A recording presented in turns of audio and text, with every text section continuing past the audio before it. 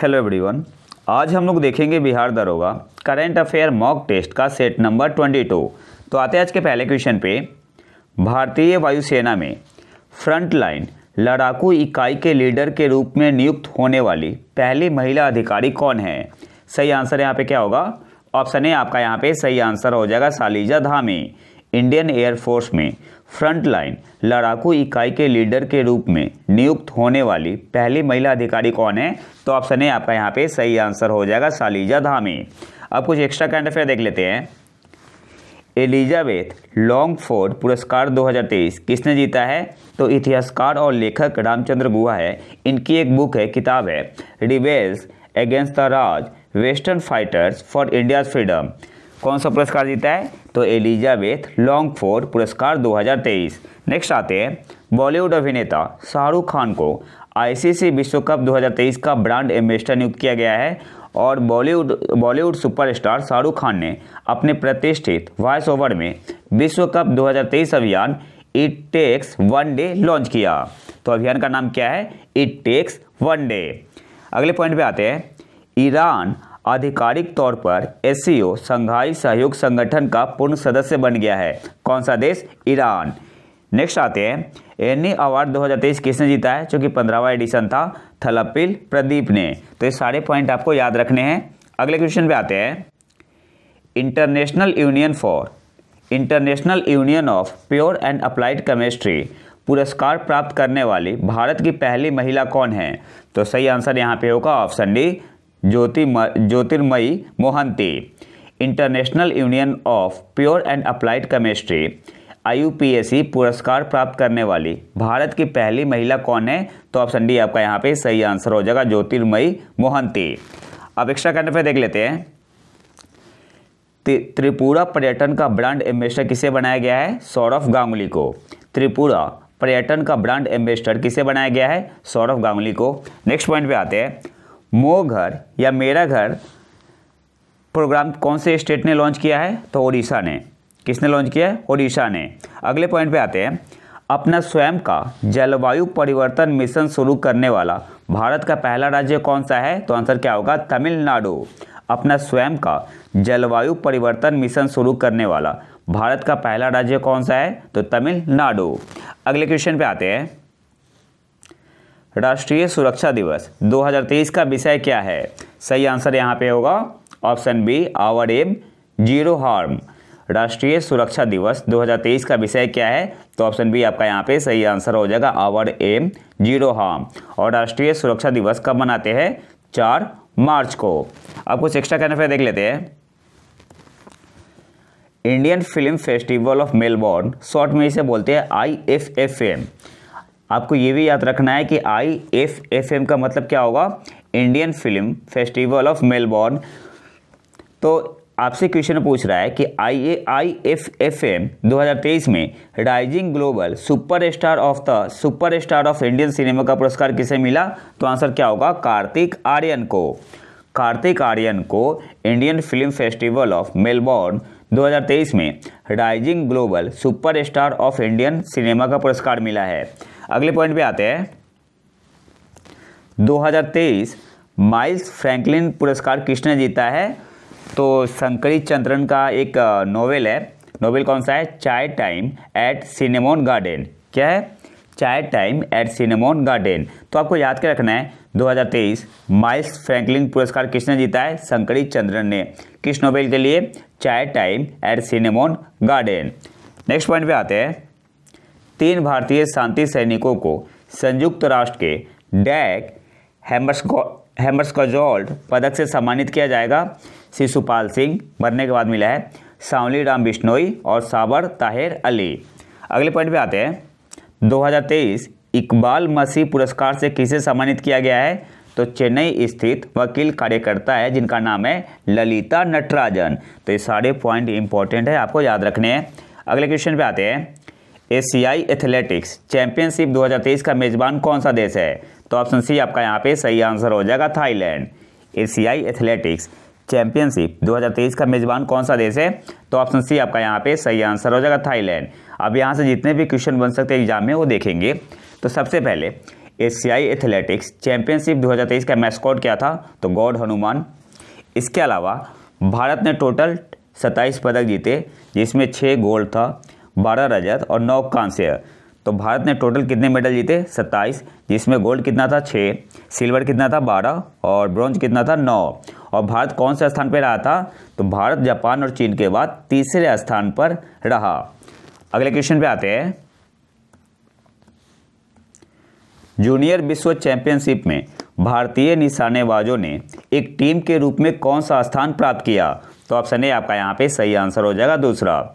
Junior विश्व championship में भारतीय निशानेबाजों ने एक टीम के रूप में कौन सा स्थान प्राप्त किया? तो ऑप्शन ए आपका यहाँ पे सही आंसर हो जाएगा दूसरा। इसके अलावा आपको क्या याद रखना है, कहाँ पे हुआ था? तो कोरिया गणराज्य। और भारत कौन से पोजीशन पे रहा था? तो भारत दूसरे स्थान पे रहा। पहले स्थान पे कौन था? चाइना। भारत ने टोटल कितने मेडल जीते? तो 17, 6 गोल्ड था, 6 सिल्वर और 5 ब्रॉन्ज। अगले क्वेश्चन पे आते हैं।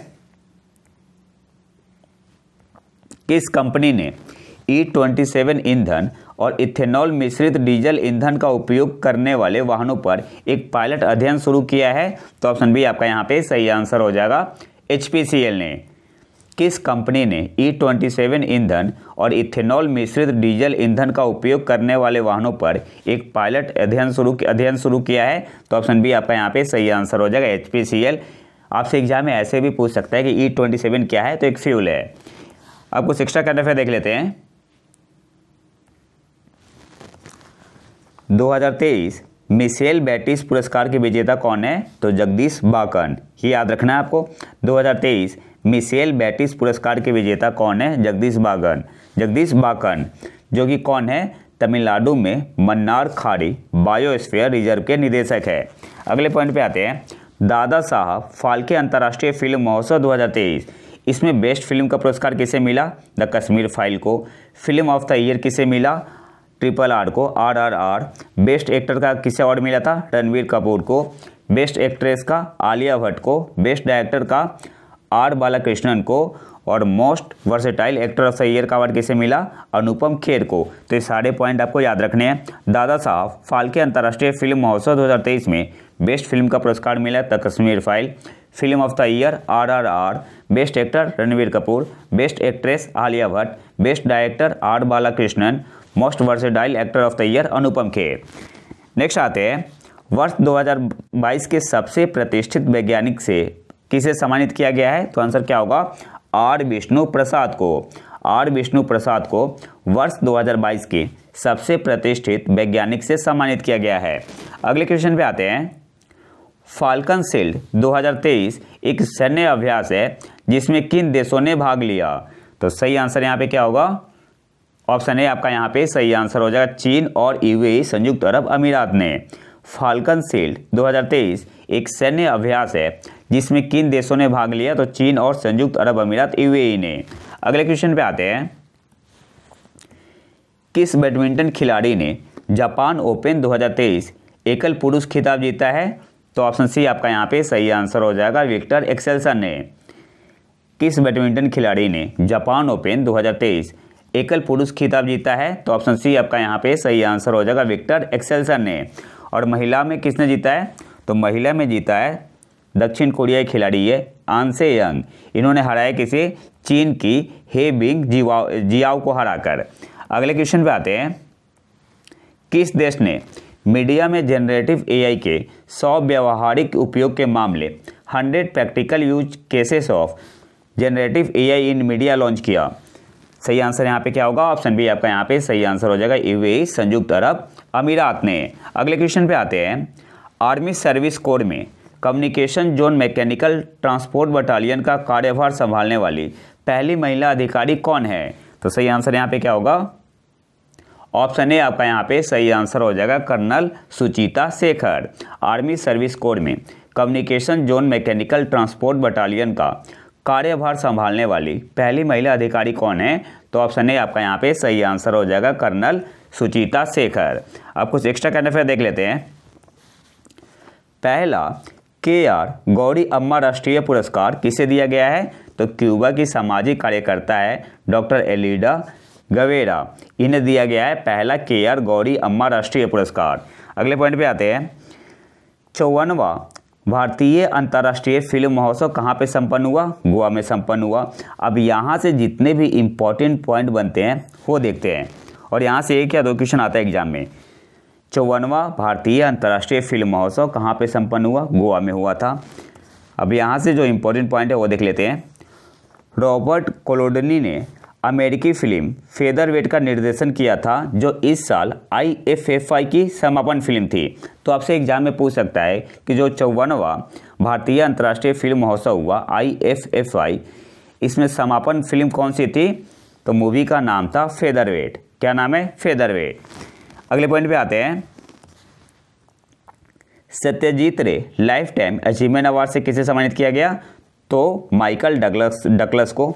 अब बस आपको नाम याद रखना है। सत्यजीत रे लाइफ टाइम अचीवमेंट अवार्ड से किसे सम्मानित किया गया है? तो सही आंसर यहाँ पे क्या होगा? माइकल डगलस को 54वें भारतीय अंतर्राष्ट्रीय फिल्म महोत्सव में, जो कि कहाँ पे संपन्न हुआ? गोवा में संपन्न हुआ। अगले पॉइंट पे आते हैं। सर्वश्रेष्ठ फिल्म या गोल्डन पीकॉक पुरस्कार किसे मिला?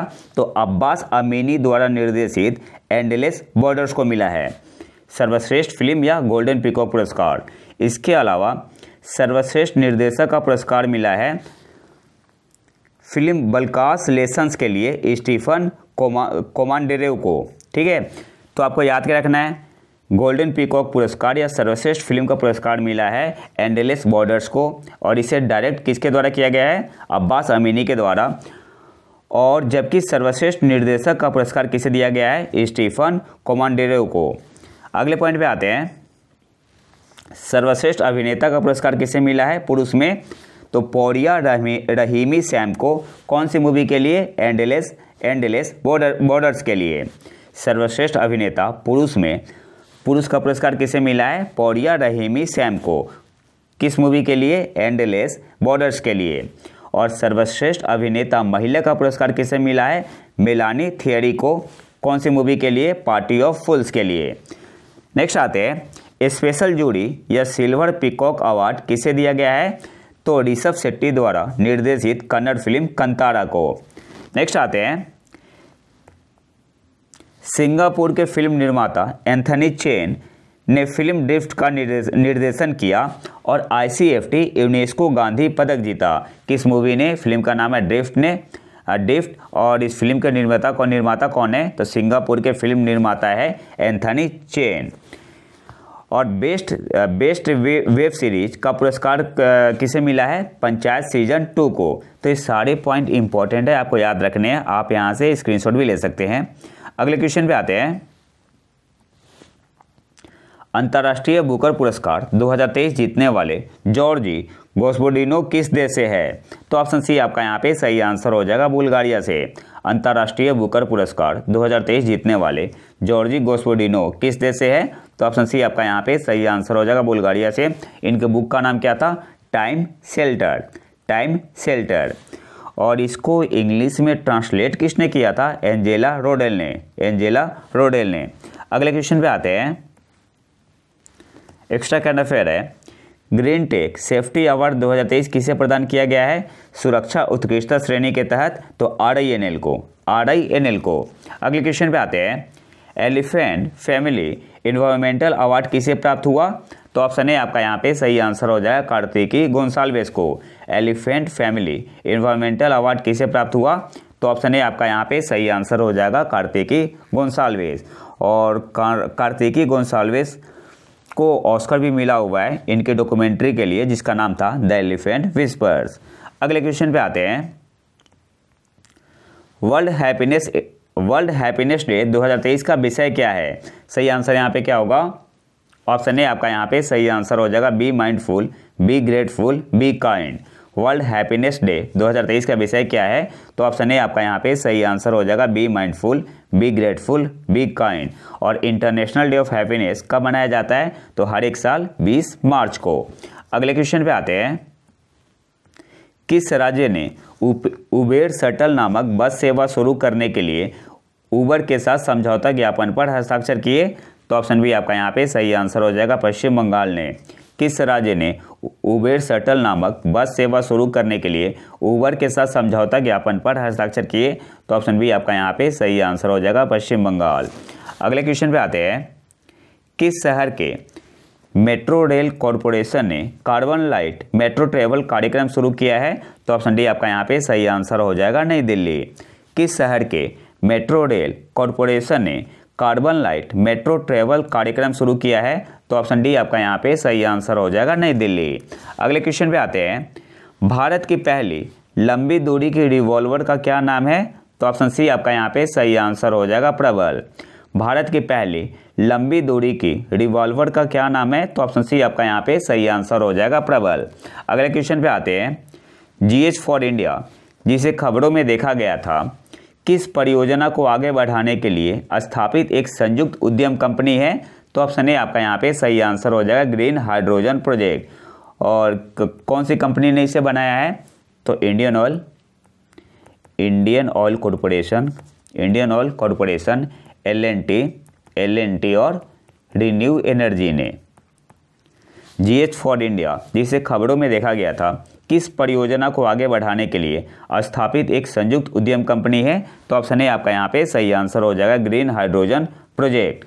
अगले क्वेश्चन पे आते हैं, किस संस्था ने भारत का पहला पहिएदार बख्तरबंद उभयचर प्लेटफॉर्म वाहन विकसित किया है? तो ऑप्शन सी आपका यहाँ पे सही आंसर हो जाएगा, DRDO and Tata advance system ने।